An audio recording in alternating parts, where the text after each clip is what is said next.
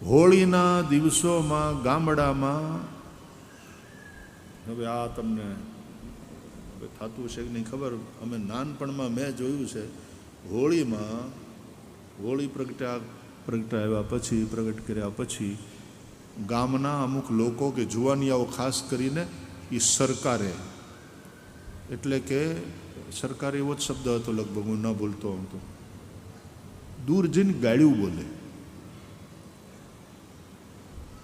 હોળીમાં ગાળ્યું બોલે. હવે આ ક્યાંથી આવ્યું હશે?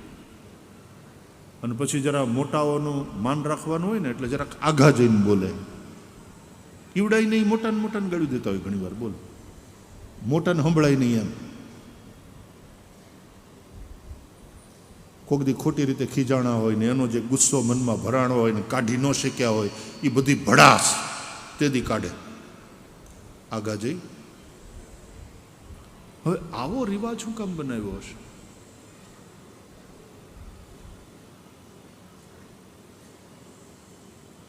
હામાં ઉભા રહી અપમાન કરે, ગાળ્યું દે, મોટાઓનું અપમાન કરે તો પાછા બાંધણા થાય, એ ભૂંડો લાગે, ઓલા મોટાઓનો પણ આદર ન રહે. અંદર જે ઓલું ભરાયેલું છે એ ભડાસ ન કાઢે તો એના માનસિક આરોગ્ય માટે સારું નથી. ગામડાના વડીલો કોઈ પણ જગ્યાએ જઈને સાયકોલોજીની અંદર માસ્ટર ડિગ્રી નહોતા કરતા, પણ આ બધી વસ્તુ એને ખબર હતી.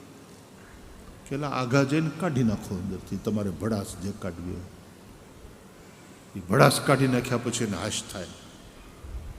પાછો એનો આવીને કે બાપા જમવા બે જાઓ, થાળી લગાવીએ. આખું માનસશાસ્ત્ર છે,